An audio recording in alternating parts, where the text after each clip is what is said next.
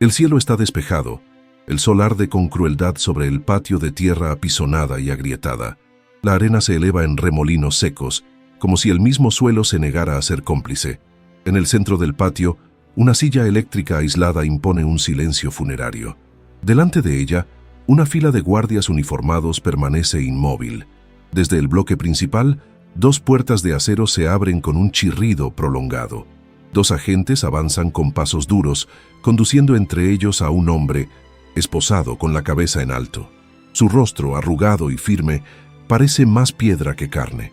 Sus ojos no titubean. No hay súplica. No hay miedo. Las botas arrastran el polvo mientras él avanza. Desde lo alto de un mirador protegido por cristal oscuro, los periodistas observan en silencio, registrando cada movimiento. Algunas autoridades gubernamentales, de traje oscuro, disimulan su incomodidad con expresiones vacías.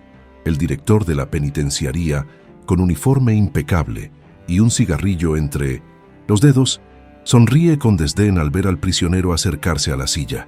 Detrás de él, una bandera nacional ondea perezosa, indiferente al drama que se desarrolla abajo. Es una ejecución pública, un espectáculo árido e impersonal, preparado para acallar preguntas. El hombre se detiene frente a la silla. El sol estalla sobre su cabeza, proyectando sombras duras bajo sus ojos. Uno de los guardias intenta forzarlo a sentarse, pero él resiste con un gesto mínimo, no de fuerza, sino de dignidad. El capellán se acerca con un rosario entre los dedos, pero el hombre simplemente niega con la cabeza. No hay última palabra, ni rezo.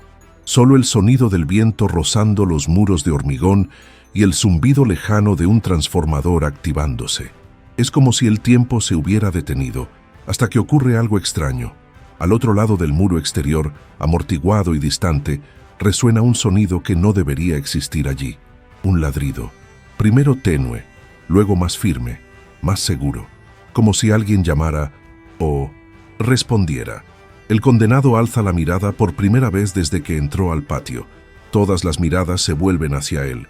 Y entonces, por segunda vez, el ladrido se repite, más cerca, más claro. El sonido corta el silencio como un cuchillo. No hay duda entre quienes conocen la historia. Es Quiro, y eso lo cambia todo. Lo que nadie sabía es que ese anciano tenía un pasado que cambiaría todo. Si crees que la dignidad no tiene edad, deja tu like y comenta desde donde nos ves. El complejo penitenciario El Despertar es una aberración de hormigón en medio de la nada, incrustada como una herida abierta en el desierto de Sonora. A su alrededor no hay vida, solo dunas resecas, grava puntiaguda y cactus retorcidos por el calor. El sol es una sentencia perpetua, castigando con violencia todo lo que osa permanecer en pie. La arquitectura es brutalista, con muros gruesos y grises, ventanales mínimos y torres de vigilancia armadas como ojos mecánicos siempre alerta. La prisión no se oculta, se impone, como un recordatorio de que el Estado puede aplastar más de lo que protege. Adentro, el tiempo no corre, se evapora. Las celdas son cubículos de hierro y hormigón, numeradas con pintura descascarada como sepulcros olvidados. La rutina está marcada por gritos lejanos, órdenes secas y el tintinear frío de las cadenas. El olor a sudor, óxido y desinfectante químico impregna cada pared. Los pasillos son largos y estrechos, vigilados por cámaras y guardias aburridos cuya crueldad no es más que una extensión de la monotonía. Hay una enfermería, pero los presos evitan enfermarse. Se sabe que quien entra allí puede que no vuelva. La cantina reparte comida pastosa, sin sabor ni color, servida por manos apáticas. El Despertar no corrige, disuelve identidades. Los funcionarios siguen rigurosos protocolos de silencio y obediencia. La mayoría son militares retirados, hombres endurecidos por la guerra y la desesperación económica. Visten uniformes ajustados, botas lustradas, pero tienen la mirada vacía. Ninguno de ellos conoce a los presos por su nombre, solo por números y reportes. La humanidad es una distracción peligrosa en ese entorno. Los burócratas que supervisan la gestión del penal transitan por oficinas climatizadas, fingiendo sonrisas en reuniones con visitantes internacionales. manteniendo la fachada de eficiencia y seguridad. Son estos hombres quienes firman los papeles que deciden quién vive y quién muere. Entre estos muros circula desde hace 5 años el prisionero 0419X, identificado oficialmente como Emiliano Ortega, excomandante de la Policía Federal. Ocupa una celda solitaria en el bloque E, reservado a la máxima peligrosidad. Una cruel ironía, pues Emiliano nunca hirió a nadie desde su encarcelamiento. A sus 59 años, conserva el cuerpo firme de quien aprendió a soportar el dolor con silencio. Su cabello, ahora canoso, lo mantiene corto. Su piel, marcada por el sol, refleja años en el desierto y en el combate. En cada paso, mantiene una postura que rechaza la condición de vencido. Aún camina como un comandante. En la celda de Emiliano apenas hay objetos. Un banco de concreto, una cama estrecha, un crucifijo tallado en madera, hecho por él mismo, y una carta doblada, escondida bajo la almohada. Cada mañana despierta antes del amanecer, hace flexiones, contempla la pared durante largos minutos y luego se sienta en silencio. Nunca habla con los guardias, nunca se queja de la comida, nunca pide visitas. La única vez que pronunció palabras fue al escribir, con letras firmes, «El que guarda silencio resguarda la verdad». Esa frase apareció pintada en la pared de su celda por alguien, en una madrugada, antes de ser rápidamente borrada por la dirección. Toda la prisión conoce a Emiliano Ortega. Los reclusos lo respetan sin contacto directo. Lo llaman capitán. Algunos murmuran que es una leyenda en la guerra contra los cárteles. Se rumorea que salvó aldeas enteras, que enfrentó solo escuadrones de traficantes, que rechazó sobornos millonarios. Pero todo eso fue borrado de su expediente. Oficialmente, Ortega es un traidor. Condenado por colaboración con el crimen organizado, fue acusado de encubrir operaciones ilegales y entregar información a narcotraficantes. No se presentó prueba alguna, pero la prensa gubernamental repitió la mentira hasta convertirla en verdad. Y así lo enterraron vivo en El Despertar. La realidad es muy distinta de la versión oficial. Tras bambalinas, se sabe que Ortega fue víctima de una conspiración. Al negarse a liberar rutas estratégicas para el cártel del Salmón Norteño, una facción que cooptaba a políticos y militares, se convirtió en un problema. Sus propios colegas, comprados por miedo o dinero, forjaron pruebas y testimonios falsos. Su caída fue orquestada con precisión. El director de la penitenciaría, coronel Iván Salcedo, tuvo un papel decisivo en el golpe. Fue él quien presidía el comité de investigación y firmó la recomendación final para la pena de muerte. Todo para silenciar la memoria de resistencia que Emiliano representaba. Iván Salcedo es un hombre que se esconde tras su uniforme. Alto, robusto, con el cabello peinado hacia atrás y una sonrisa cínica que nunca alcanza los ojos. Circula por la prisión como un rey en su propio feudo. Le gusta llamar a los reclusos con apodos ofensivos, especialmente a los exmilitares. Desprecia a Emiliano con fervor particular, porque lo teme. Salcedo sabe que, aún esposado, Ortega encarna todo lo que él nunca fue: honor, lealtad y valor.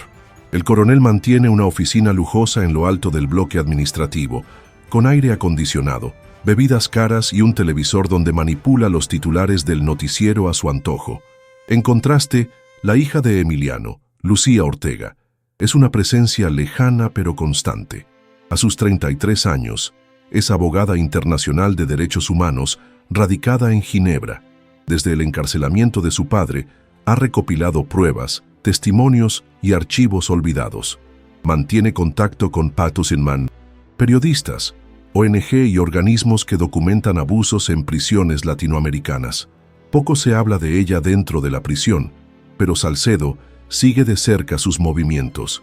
Hay una tensión invisible en el aire, como si todos presintieran que algo está a punto de cambiar, pero nadie se atreve a mencionar la palabra esperanza. En El Despertar, la esperanza es otra forma de tortura. En los corredores más oscuros del complejo, algunos guardias veteranos aún recuerdan al perro Quiro, un pastor belga, adiestrado, compañero inseparable de Emiliano en misiones de alto riesgo. Dicen que lo salvó de una emboscada en Chihuahua, olfateó minas terrestres y persiguió criminales con precisión casi humana. Tras la detención de Ortega, Quiro desapareció, pero hay quienes juran que fue visto en ciudades cercanas, rondando puestos militares como si buscara a alguien. Ahora, con el eco de ese ladrido inconfundible rompiendo el silencio del patio, todo lo olvidado parece regresar con furia silenciosa. La puerta metálica de la sala de mando se abrió con teatral fuerza. El coronel Iván Salcedo apareció con pasos largos, acompañado de 2 asistentes, la mirada impaciente recorriendo el patio, mientras su voz resonaba con sarcasmo calculado. «¿Dónde están tus medallas ahora, capitán?». La frase flotó en el aire como una hoja afilada, cortando cualquier vestigio de humanidad en ese instante. Ortega no respondió, ni siquiera inclinó la mirada. Permaneció erguido, los hombros rectos, el rostro imperturbable frente a la silla eléctrica. Era como si cada palabra de Salcedo resbalara por él sin dejar marca, pero la presencia del coronel imponía un peso, un abuso que se había repetido durante años, ahora concentrado en la ceremonia de la muerte. Salcedo descendió lentamente los escalones hasta el patio, fumando como si asistiera a un partido cualquiera. Pasó junto a Ortega y se detuvo a su lado, observando la silla con desdén fingido. «¿Sabes? Siempre me pregunté cómo alguien tan recto podía ser tan idiota», murmuró al oído del excomandante. Los reporteros registraron todo, pero no comentaron. Los guardias, acostumbrados a la arrogancia del coronel, permanecieron inmóviles. Así era la naturaleza de ese lugar, una máquina que trituraba dignidad en silencio. El sarcasmo de Salcedo formaba parte del protocolo. Los periodistas, situados detrás del cristal blindado, seguían atentos a los rostros. Esperaban una lágrima, una súplica, cualquier señal de debilidad. Pero Ortega seguía, inalterable. Uno de los técnicos se acercó con los cables de la silla eléctrica, vacilante, como si algo invisible impidiera el contacto. Y entonces, tras las cámaras, un murmullo se extendió por el aire. Ese ladrido no era coincidencia. Uno de los camarógrafos, veterano en coberturas bélicas, llevó la mano al pecho como si reconociera un antiguo recuerdo. «Ese perro, lo escuché en Chihuahua», susurró, para nadie en especial. Salcedo, notando el leve desconcierto general, alzó la voz. «Esto es lo que pasa cuando alguien cree que puede desafiar al Estado». Intentaba recuperar el control de la narrativa. La humillación era parte del espectáculo. La muerte no bastaba. Había que destruir la imagen, el símbolo. Para ello, Salcedo empleaba todas sus armas. Durante años, se aseguró de aislar a Ortega. Interrumpió visitas, interceptó cartas de la hija, impidió el acceso de cualquier defensor. El objetivo era simple: borrar al hombre antes de borrar su vida. Y, sin embargo, Ortega resistía. No como quien espera ser salvado, sino como quien se niega a ser destruido. Cada uno de sus gestos era una negación silenciosa a la deshumanización. Cuando Salcedo ordenó esposarlo con violencia, Ortega ofreció las manos sin resistencia. Miró directamente a los ojos del guardia más joven como si dijera: «No te tengo miedo». Esa mirada, precisa y pura, lo conmovió, y Salcedo lo percibió. La ira silenciosa del coronel creció, alimentada por su impotencia de no poder quebrarlo. Con el tiempo, los abusos se volvieron más directos. Ordenó que le sirvieran agua contaminada, retrasó sus comidas, lo mantuvo en confinamiento prolongado sin justificación, todo sin registro, una opresión oculta a los ojos de la burocracia. Pero Ortega nunca se quejó, nunca gritó, solo aguantó.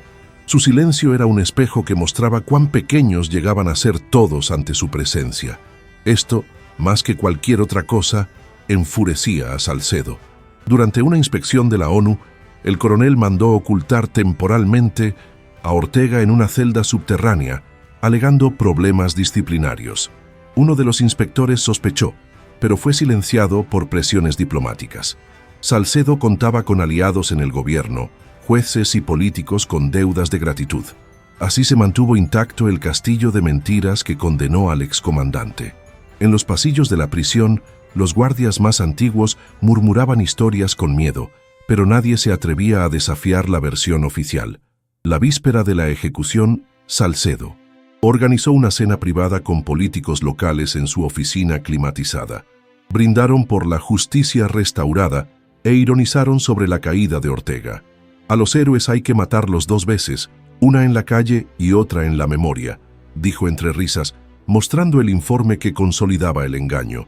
Era más que un asesinato institucional, era un intento de enterrar la verdad, pero el ladrido que resonó esa mañana fue la ruptura. La mañana de la ejecución, Ortega despertó antes del toque de Diana. Se sentó en su cama de concreto y contempló el crucifijo durante largos minutos. Respiró hondo, sin prisa. Sabía lo que le esperaba. Mientras se preparaba, escuchó pasos en el pasillo y reconoció, por el ritmo, a los guardias que lo habían escoltado durante años. Se vistió con calma, abotonó su camisa como un ritual militar. Al ser esposado, mantuvo la mirada fija en la torre del reloj central. Algo latía en su interior en silencio. Era como si cada segundo fuese un preludio. No era solo el fin, era el instante de revelar lo que nunca pudo decirse. Y entonces, al cruzar la reja de hierro rumbo al patio, Ortega percibió el primer sonido, débil, distante, pero familiar. El ladrido de Quiro. Ese sonido rompió una década de silencio. Salcedo, distraído, soltó una carcajada, pero Ortega esbozó una leve sonrisa en el rincón de los labios. Sabía, la verdad había comenzado a correr, y como siempre, lo hacía sobre 4 patas. El sol ya estaba alto cuando Emiliano Ortega fue llevado al centro del patio. Contrario a lo esperado, sus ojos no buscaban rostros ni cámaras. Se posaron en el reloj de la torre, como si cada aguja formara parte de una coreografía mayor. Su mirada fija marcaba el tiempo, no como quien teme el final, sino como quien aguarda el inicio de algo. En el trayecto pasó junto a una flor marchita que crecía entre las grietas del hormigón. Se detuvo medio segundo. Un guardia trató de empujarlo, pero Emiliano solo rozó el tallo seco con los dedos y siguió. Era como si dijera sin palabras que incluso allí la vida resistía. Al acercarse a la silla, un leve temblor recorrió sus hombros. No era miedo, era memoria. Su mano izquierda, aún curtida, se movió ligeramente, como buscando un gesto familiar, tal vez el pelaje áspero de Quiro. Cuando el capellán musitó alguna oración, Emiliano se inclinó y dijo, casi inaudible, «A veces, la verdad necesita 4 patas para correr». El sacerdote vaciló, desconcertado. El coronel Salcedo, oyendo a distancia, soltó una carcajada burlona. Pero el capellán, hombre sencillo y sensible a lo sagrado, percibió que aquel gesto no era de despedida, era de espera. En lo alto de la torre de vigilancia, un oficial recién destinado notó algo extraño en los monitores. Las cámaras exteriores mostraban movimiento inusual en la carretera que conducía a la penitenciaría. No era la hora habitual de patrulla. 3 vehículos avanzaban despacio. Uno de ellos, una furgoneta blanca, no llevaba matrícula visible. El oficial activó el interfono, pero la central ignoró la alarma. Era común que se desatendieran órdenes cuando Salcedo organizaba un evento especial. Aún así, el joven mantuvo la mirada en la pantalla, y por un segundo vio lo imposible. Un perro avanzando con determinación junto a la valla, seguido por 2 personas. Quiro, con su pelaje salpicado de canas y porte orgulloso, corría como si jamás hubiera envejecido. Sus ojos estaban clavados en el patio, como percibiendo el olor de la injusticia a punto de consumarse. Tras él, una mujer de traje oscuro avanzaba con paso firme, sosteniendo un maletín metálico. A su lado, un hombre alto con chaleco de la ONU hablaba por teléfono en tono urgente. La furgoneta que los seguía mostraba el logo de una cadena internacional. Cuando el guardia de la puerta intentó detenerlos, la mujer alzó un documento sellado y declaró en voz clara: «Orden judicial, firmada en Ginebra, emergencia humanitaria». Dentro del patio, Ortega cerró los ojos un instante. El ladrido sonó más alto y por primera vez pareció relajarse. Salcedo notó el cambio, frunció el ceño, caminó hasta el borde del patio y gritó al operador de la reja: «¿Qué diablos está pasando ahí fuera?». No hubo respuesta. El ruido de los motores deteniéndose y voces en otra lengua empezó a filtrarse tras los muros. Un guardia corrió hacia él y susurró algo al oído. El rostro de Salcedo perdió el color. «¿Lucía Ortega está aquí?», preguntó entre dientes. El guardia asintió. Era como si el desierto se estremeciera. Lucía atravesó la reja con el mandato judicial en alto. Sus botas levantaban polvo, pero su presencia era inquebrantable. Tras ella, periodistas extranjeros filmaban en directo. Quiro corría delante, ladrando con fuerza, directo al patio donde Emiliano esperaba. Los guardias dudaron, pero retrocedieron. Nunca habían visto a Salcedo en silencio. Nunca habían visto a alguien desafiarlo en su propio reino. Lucía avanzó como una sentencia viviente, guiada por un perro y por la verdad. El reloj de la torre marcaba las 11:58. Faltaban 2 minutos para la ejecución. En la sala de mando, los equipos comenzaron a parpadear con señales de interferencia. Los comunicadores colapsaron. Salcedo corrió a la torre, ordenando bloquear accesos. Pero ya era tarde. La orden judicial había sido registrada por múltiples cámaras internacionales. La prensa nacional, manipulada durante años, ya no podía borrar la verdad. Los guardias estaban divididos: obedecer al coronel o acatar la orden exterior.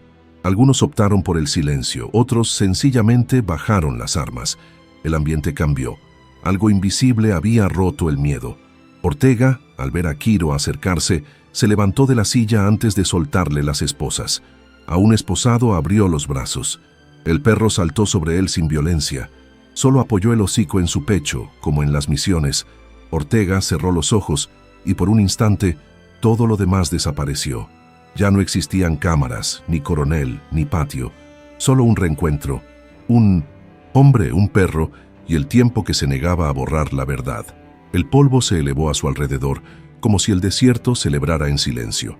La puerta principal de la prisión se abrió por completo, no como un estruendo de invasión, sino con la solemnidad de un tribunal que finalmente reconoce su deuda con la verdad. La imagen era surrealista.